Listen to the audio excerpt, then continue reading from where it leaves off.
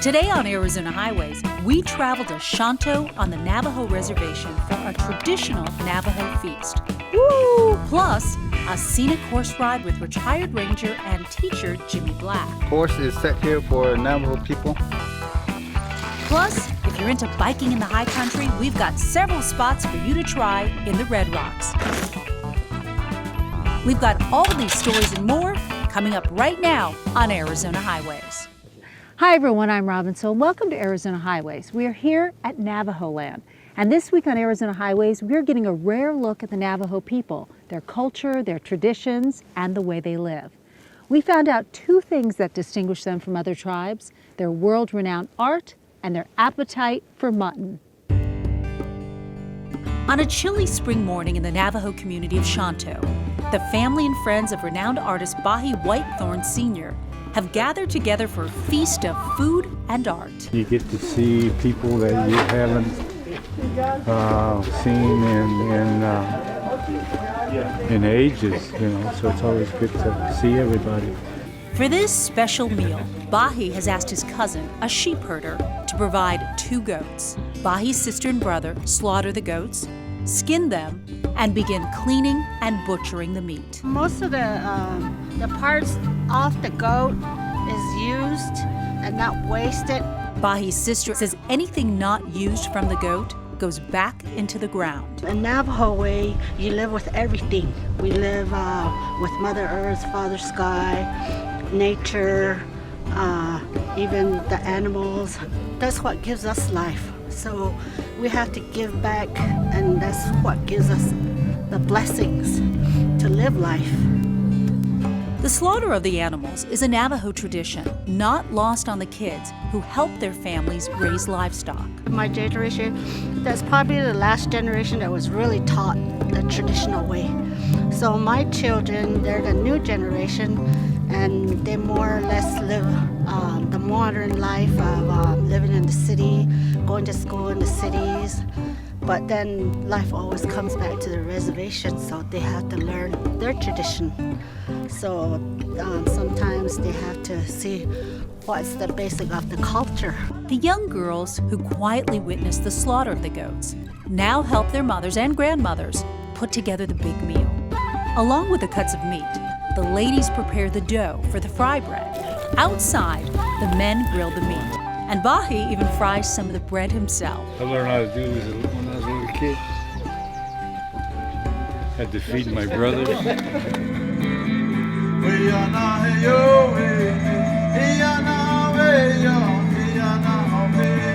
The band starts to play a little Navajo soul music, and the sounds echo throughout Shanto.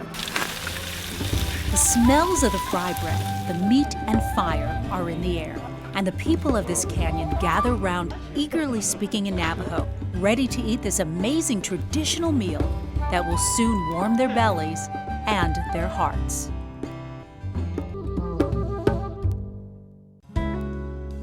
Arizona Highways Television is brought to you by Arizona Public Service and the Arizona Office of Tourism.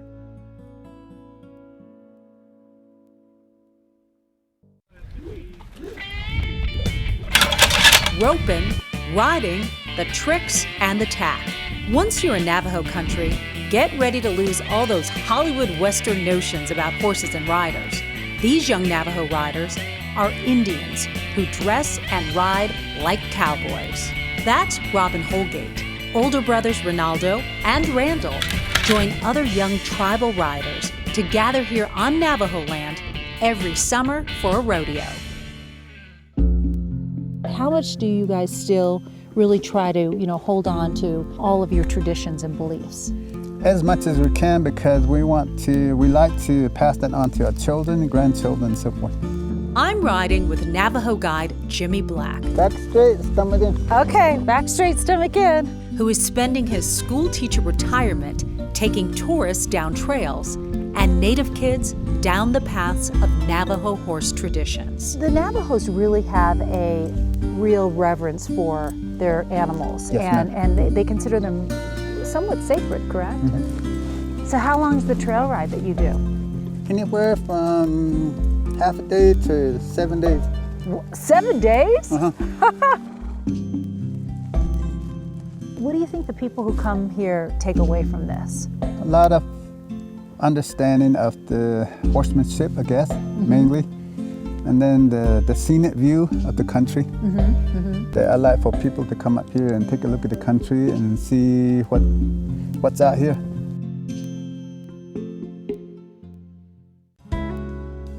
Arizona Highways Television is brought to you by Arizona Public Service and the Arizona Office of Tourism.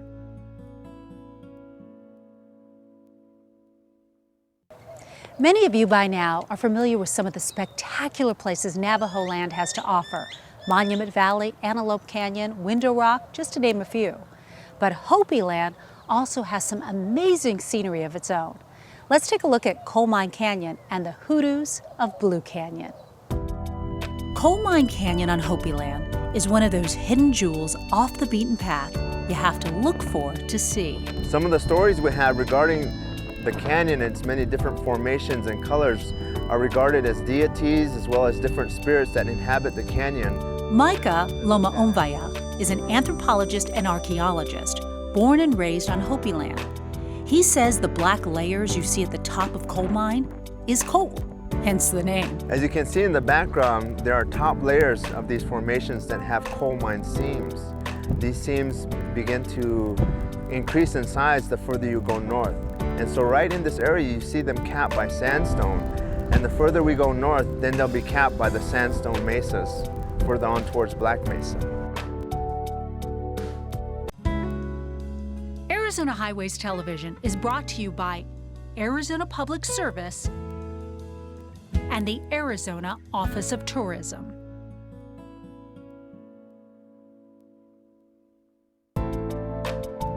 Just northeast of Coal Mine is Blue Canyon, also on the Hopi Reservation.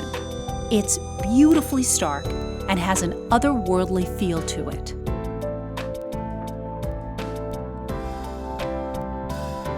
With just the right amount of sunlight and shadow, you would swear the copper red and white sandstone hoodoos were alive and ready to jump out at you at any moment. Both the canyons are becoming landscape photographers' favorites. And if you venture off the highway in Hopi country, they will top your list of favorites too. Arizona Highways Television is brought to you by Arizona Public Service and the Arizona Office of Tourism.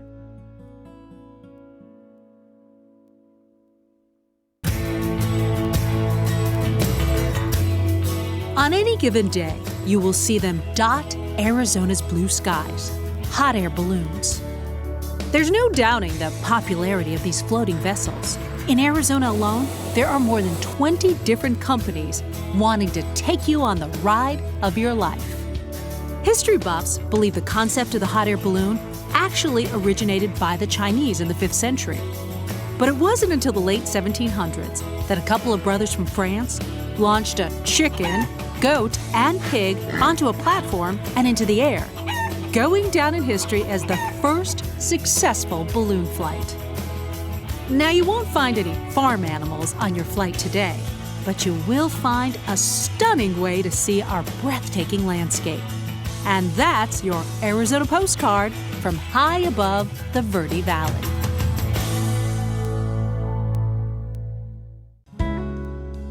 Arizona Highways Television is brought to you by Arizona Public Service and the Arizona Office of Tourism. Welcome to Arizona Highways. Today we're going to take off on the ultimate off-roading experience. We're going to run into some gnarly terrain and some rude drop-offs. And we'll introduce you to some cool riders who are going to show us how to get some red dirt on our shirts. Trailheads are readily accessible all around town. They all connect and lead to each other. So from the time you step on the trail, you can go right to the feature and then continue on from there. There is no excuse not to experience parts of Sedona you can only reach by hopping on a bike. No matter what your skill level, there is a trail for you. We've got everything. We've got everything from flowy single track to technical trails that are just over 300 miles of single track, which a lot of places can't claim. And they're all challenging and all fun and all just beautiful. For a good introductory ride, the guys at Bike and Bee recommend Bell Rock Pathway. That's the one I took, and I think I did pretty well. If you're more of an intermediate rider, then Templeton Trail and Baldwin Trail are two paths that make up Cathedral Rock Loop. But if you think you can keep up with the more advanced riders, like Simon, Tex, and Chewy, they suggest you head to Submarine Rock Loop. The trails there are Broken Arrow and Little Horse.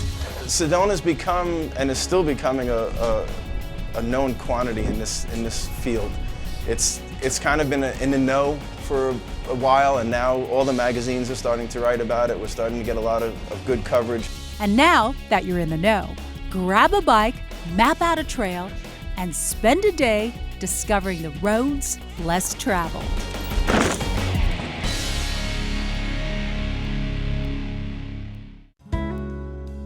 Arizona Highways Television is brought to you by Arizona Public Service and the Arizona Office of Tourism.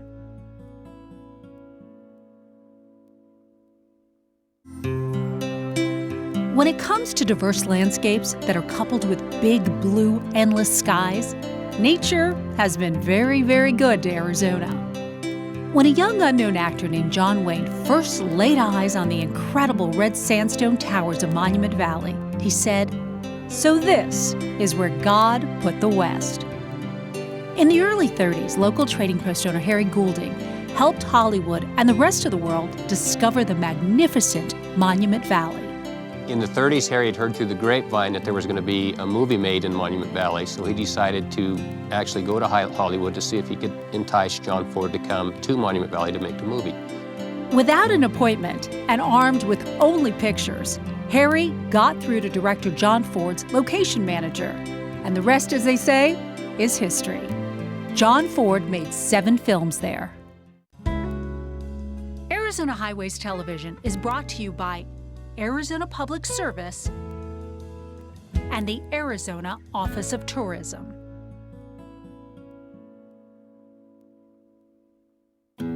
As with Monument Valley, the camera loves other great places in Arizona, especially Sedona's brilliant red rocks. It is truly magical upon seeing the massive rock formations for the first time. You'll feel like you've discovered a big, beautiful secret. I've been around the world. This is probably one of the prettiest things I've ever seen right here behind us. This Sedona is great. Arizona Highways Television is brought to you by Arizona Public Service and the Arizona Office of Tourism.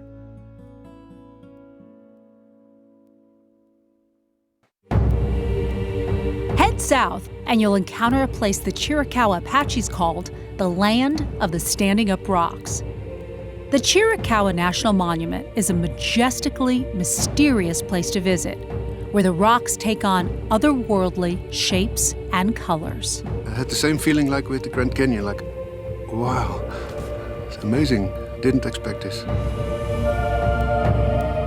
Tucson's Saguaro National Park is home to the universal symbol of the American West. Hundreds of majestic saguaro cactus stand like sentinels of the desert. But Arizona is so much more than just desert and cactus. If you're longing for a deeper shade of green, head northeast to the White Mountains and Hannigan Meadow. There, the cool pines give way to green, grassy meadows and serene peace in one of America's most remote and profoundly beautiful places. Arizona's got no shortage of these incredible natural marvels. Great mountains, shadow cities that surround them. In the high country, hidden treasures like Antelope Canyon will astound you. Natural rainbow bridges and fossilized forests dot the Arizona landscape like one miracle after another. But now we have saved the biggest and the best for last. Imagine a place so profound that it belongs not only to the nation where it exists, but to people all over the world. Welcome to the Grand Canyon. Arizona is the Grand Canyon state. It is our pride and joy.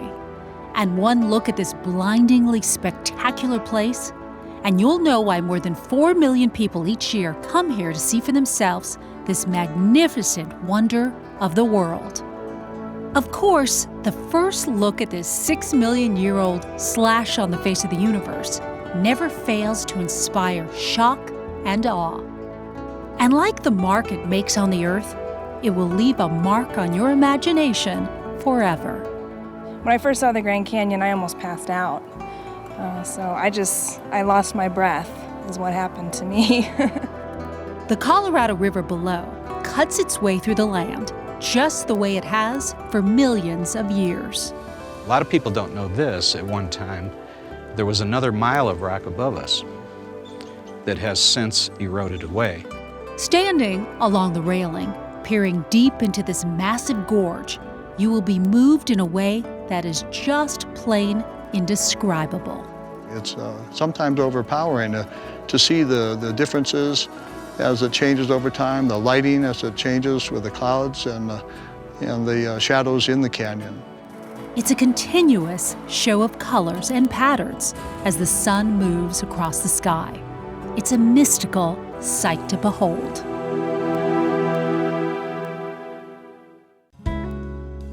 Arizona Highways Television is brought to you by Arizona Public Service and the Arizona Office of Tourism.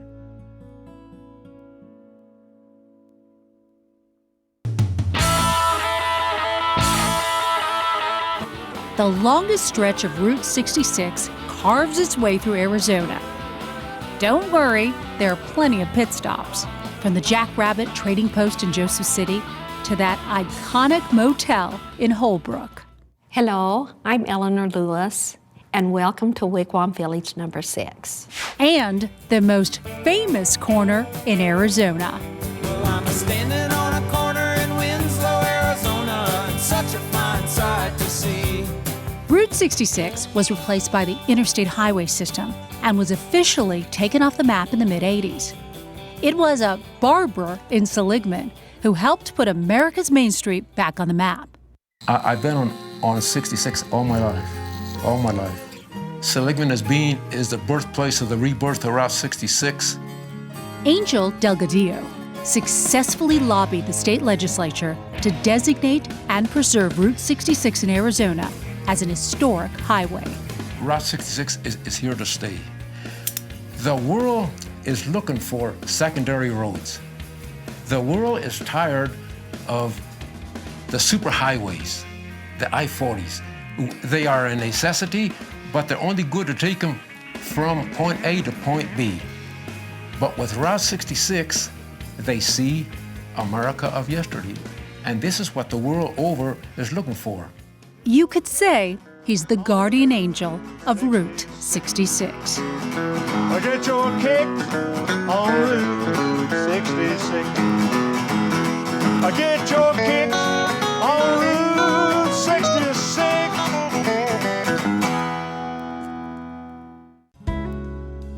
Arizona Highways Television is brought to you by Arizona Public Service and the Arizona Office of Tourism.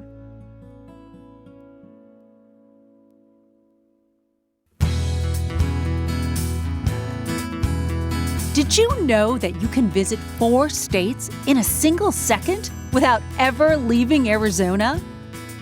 Four Corners USA in northeastern Arizona is our nation's only quadrupoint where it says 4 states meet here in freedom under God. This huge emblem marks the Civil War merger of the Confederacy and the Union.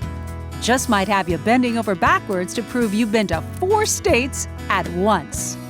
And that's your Arizona postcard from Four Corners, USA.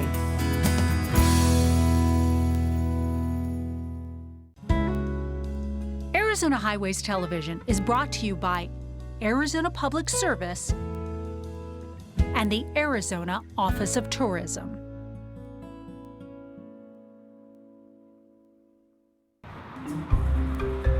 As early morning Phoenix traffic picks up, so do things inside the Essence Bakery.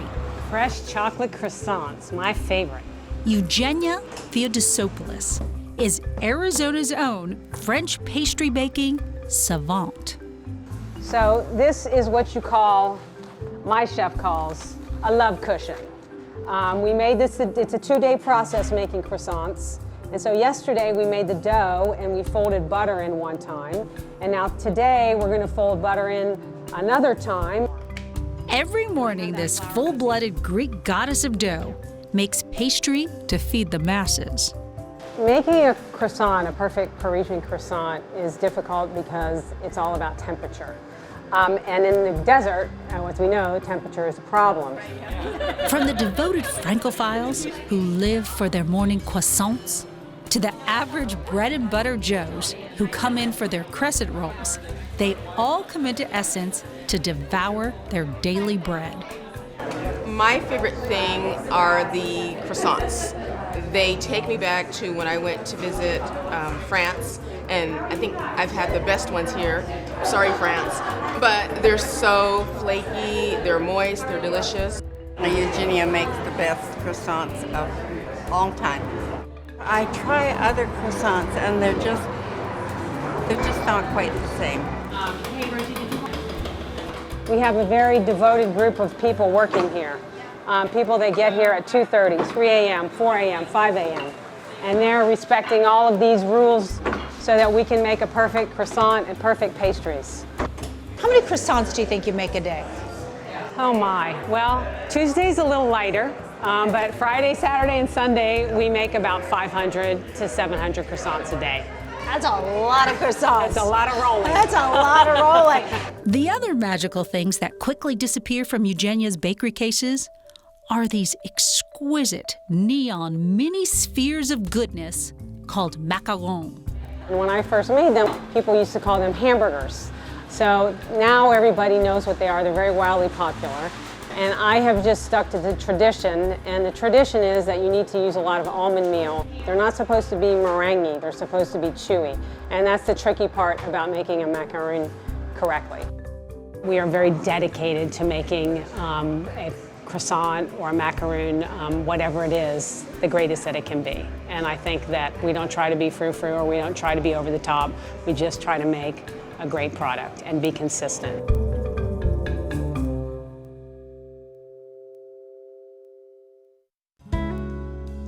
Arizona Highways Television is brought to you by Arizona Public Service and the Arizona Office of Tourism.